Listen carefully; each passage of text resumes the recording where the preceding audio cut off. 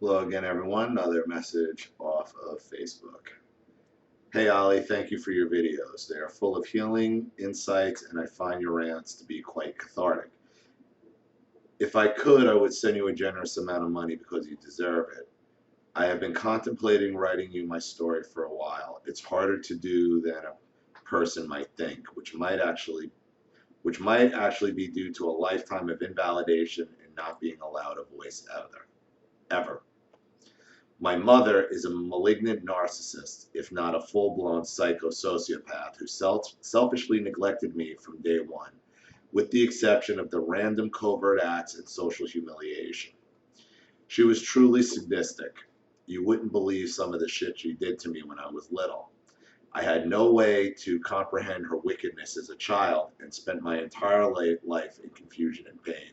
The only time they ever talked was to either brag about themselves or condemn someone else. Sounds like my parents. There was never an explanation, there was never an expectation to play along like the cruelty was some kind of joke or game. Oh, I'm sorry, there was an expectation to play along like the cruelty was some kind of joke or game. I grew up very isolated in the Badlands, and I'm being completely honest when I say that I was raised by my dog, Husky. My dog truly loved and protected me. I swear he was the only one who could see that my parents and extended family were completely failing me. He would walk me to school and give me kisses because my mother wouldn't even get up in the mornings to help me get ready.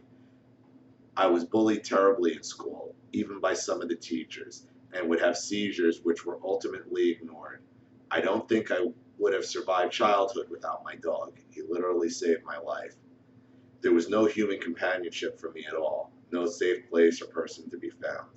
I would take long walks in nature or hide away with music and draw. My new therapist says it's basically a developmental trauma, but it was rejected as a diagnosis, and I don't think I'll ever completely recover from it. I was coerced into getting married to my first boyfriend when I was only 18, apparently a convenient way for my mother to get rid of me. And although it still took me a long time to understand the pathology behind her logic, I am grateful it got me far away from them. My little brother started having kids immediately after I moved away, and when I called my mom for support with my failing marriage, she informed me that her new grandchild was number one, and she basically hung up on me. They have never once called me in my life or come to visit me, despite my numerous expensive trips home to try to maintain some kind of connection with them. I never get birthday or Christmas cards or anything. One time I drove 6 hours for Thanksgiving only to find that they were just finishing eating dinner without me, and it wasn't even 1 p.m. I told my mother I was driving over for the holiday, so it was no surprise. She didn't say anything. She still had her face stuffed full of food. Fat, selfish pig. Yep, yep. They didn't even greet me. They just stood up and disappeared into the kitchen like immature children. I was so hurt I almost turned around and drove straight home. But my little nephew came up to me and gave me a hug, and I melted.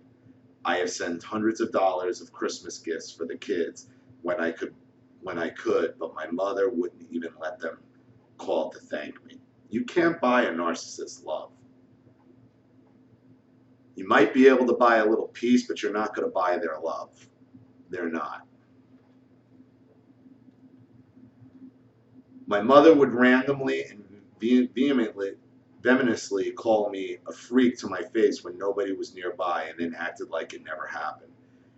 Everybody just thought she was so fun and so great because she had a bakery and made cakes for everybody in town. I am still pretty hurt and confused by the many cruel acts and realize now that I must have been widely and viciously triangulated, and it's a very small town. I never had any true friends and was excluded from participation in virtually everything growing up. It was so painful. She covertly turned everybody against me, destroying all potential relationships, and I never did anything to her or anybody. It's so obvious now. Well, your mother's jealous of you, as is your whole family. So, and she gets off on hurting you.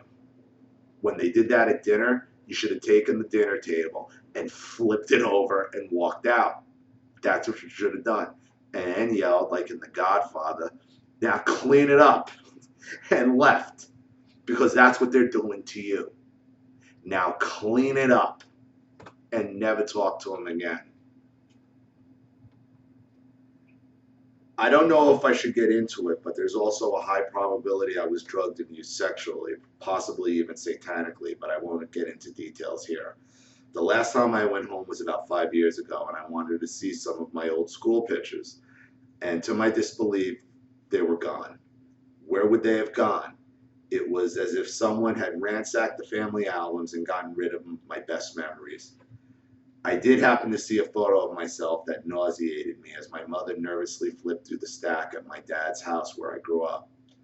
It wasn't the type of photo a loving parent would take or keep of their child for 30 years next to the bed.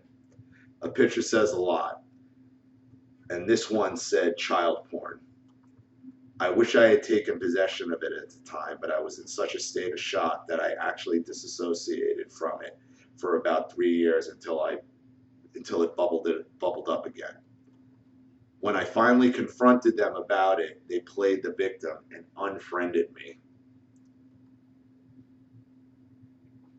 And that's the problem with Facebook and stuff like that, is unfriending somebody they think gives them power. I had nightmares of my parents grilling me like meat on the barbecue. What do you suppose that means? It means that you view your parents as torturers. Slow, painful torturers. That's what that means to me. What is really sickening, though, is that they both work currently with children at a group home, and there's nothing I can do. Nobody seems to care. I have also worried greatly about my nieces and nephews, but now fear that they are already likely narcissists themselves.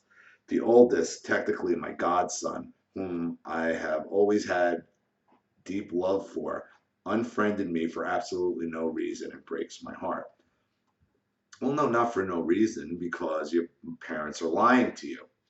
And if they both work with children and you're have this picture of child rape and they're trying to erase you, they're trying to erase you from anybody's memory. And anybody who does know you, they're bad mouthing you. Why? Because they probably don't want you to remember the sexual abuse. That's why. And if they're around children, there's probably a very good possibility that they're sexual abusing the children they're around. So you're dangerous to them. That's why they're alienating you. Because they obviously did something to you. That's why they're trashing you to everybody. That's why they're triangulating everybody against you. That's why they're erasing you from their family history. They don't want the people that don't know you to know you exist. And the people that do know you, they want to make as your enemy. Because you are very dangerous to them. And you may not remember specifically what happened, but you know something happened. And that's what they're trying to protect. I am working very hard to recover from an extremely severe complex PTSD and have been completely alienated to the point I'm barely surviving. I have been lucky enough to get away from my narcissistic family, and that is huge. However, I've been struggling socially and survivally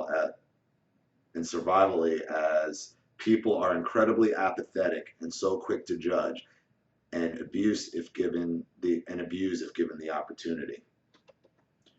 It's like how sharks come around when there's blood in the water. Opportunistic predators.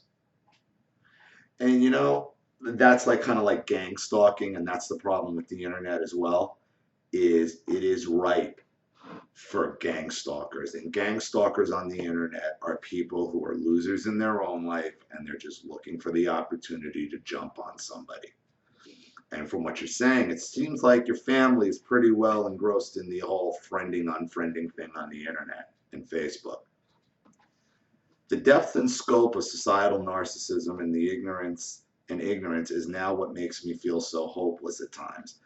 I am so exhausted from being objectified and judged by such shallow people who don't know me and aren't even capable of being fully present with me for 2 seconds. People are so ignorant and feel fearful, too busy projecting that they can't see things for what they really are. This has devastating consequences for society. I spent a lot of time researching psychology and philosophy, spirituality, and healing because I knew something was seriously and terribly not right. Now I understand more than I think I'd like to, but I am forever grateful for the internet and for YouTube so I could seek the truth and liberate myself from the evil, fear-based bondage of narcissistic family abuse. I won't fall victim again. I'd rather die. My brother is a narcissistic cop who loves to bully and intimidate, and the last time I attempted to have a conversation with him, he went on to tell me that we weren't abused and he does not believe in PTSD. Right. Well, let me tell you something about your brother. Okay, if something were to happen to him on the job, he'd be the first one to hide behind PTSD. Okay, if he fucking tunes, because if he's a narcissist, like a lot of cops are, not all, a lot of cops are, okay, he gets caught tuning some fucking guy up on a traffic stop. Okay, believe me, he's gonna run and say, I have PTSD from childhood. Your brother's full of shit. Real nice, huh? The cruel apathy was staggering, but it really woke me up to the sick reality that I am not dealing with normal, healthy people. Looking back, I have never actually had any kind of talking relationship with any of my family members. They have always ignored me, but have been no contact at all now for 2 years and finally beginning to heal. I have also been no contact with my ex-narc for a whole year now, despite his weak attempts after I told him not to contact me. I was tangled up with him for nearly 20 years, and he texts me happy birthday on the wrong day. It feels great to be free from him after so many years and tears. I am coping with all he stole from me, but I still have problems with yucky neighbors, potential bosses, and new acquaintances that I am beginning to feel like 99.9% of people just aren't safe or worth my energy, and that's a depressing feeling. Yeah, it is. But you really got to keep working to find normal people. They're out there. It's just you're just drawn to these type of people that are going to abuse you. At least I have, for the first time in my life, some sense of safety in my own Section 8 apartment, and I take a lot of consolation in that. Though it was a blur, and I honestly can't tell you how I survived to this day. Thankfully, I never fell into addiction or anything bad like people often assume these days. I was never invited to a single party in school, so I never even learned to drink alcohol. I embraced my photography and my art studies instead of whatever people apparently assumed of me because I am so obviously poor and alone. I don't even want to know what they think. And that's just the fear of being when you're criticized your whole life, you just shut down and you become a hermit because you just don't want to be criticized anymore. I'm getting more clarity every day and blessed that I have a higher conscience to guide and inspire me and my art, and I can feel good about myself knowing that I'm an amazing person and nothing like my insidious egg donor mother or soulless flying monkey relatives who never knew me and couldn't appreciate me. Their loss. I've done good. I have an amazing and sweet parrot who adopted me that loves me unconditionally and makes me laugh like no other. If only I could find a man as awesome as my Max. I'm doing great compared to them. I hope this isn't too long or awkward. Thanks again sincerely for all you do. Keep it up. You're helping so much. Well, I'm glad you're finally away from your narcissists, and you're in a situation where you're living safely. You're going to have to accept the fact that your parents, and especially your mother and your family, never gave a shit about you. Okay, there's probably a very good chance you were sexually abused, and that's what they're protecting at this point. So their goal is to erase you. It's to erase you from anybody who doesn't know you, and to trash you for anybody who does.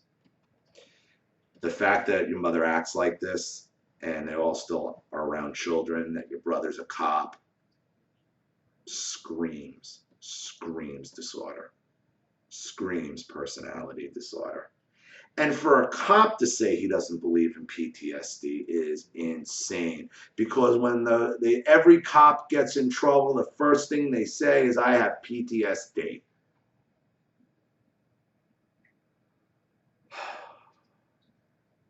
It is crazy. Stay away from these people and don't be afraid to stand up for yourself, because that's what they're counting on. That's what this behavior is intended to do, to get you to shut up and go away. Well, go away and stay away and never go back. These relationships you have with your nephews and godchildren, you're not going to save them. You can't save them. There's just too many moving parts and too many people involved. And there's just too much damn evil. If you really feel you were sexually abused by these people and they're around children, call Child Protective Services. That's what I would suggest. Have them investigated. It's worth a phone call. Even if they don't do anything, who cares? They're going to come and investigate, and let them answer. Let them answer for their fucked up behavior. Maybe they'll lie their way out of it, but maybe not. A lot of times they trip themselves up. And, you know, your dreams and about being barbecued is just about slow torture. It's just about slow torture, which it seems like what your parents enjoy doing. They like the slow, methodical torture, calculated torture. To eat Thanksgiving before 1 p.m. that's planned. That's planned, and that is just to fuck with you and to make you feel like you're nothing. Like I said, you should have flipped over that table, said, now clean it up, and then never went back again. Hindsight's always 20/20, and you didn't understand what was happening to you and what narcissism is or was or what it does. But thinking back, that'd probably be the way for you to go. But thank you for your story. I appreciate it. I know it's very difficult to get this stuff out there sometimes. To actually write the words or say the words is difficult, but I'm glad you did. So I hope this video helps. For everyone else who's watching, I hope you got something out of it. Please leave your comments in the comment thread below. And remember, if you enjoy this channel, please consider making a contribution to the PayPal link in the description box below. And remember, if you want your story made into a video and you make a contribution of any amount, you go right to the top of the list. This is Ollie Matthews. Thanks for watching. I'll see you all again soon. Bye.